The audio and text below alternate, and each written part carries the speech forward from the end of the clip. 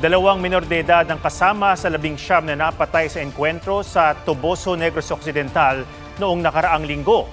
Ayon sa National Task Force to End Local Communist Armed Conflict o NTF-ELCAC, kinababahala nila na kabilang sa mga napatay na umunoy kasapi ng NPA ang mga kabataang edad 16 at 17. Pero tanong ng Kabataan Party List, kung alam ng militar na may mga kasamang minor de edad sa grupo, bakit hinayaan nilang madamay ang mga ito?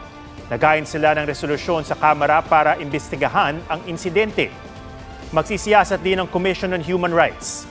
Kasama rin sa mga napatay ang US citizens na sina Lyle Prijoles at Kai Danarine Soren.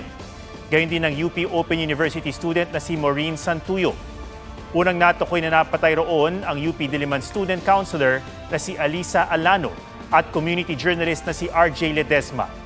Naunang sinabi ng AFP na lehitimong inkwentro ang nangyari at rebelde ang lahat ng namatay. Git ng grupong karapatan, hindi combatants ang ilan sa mga biktima.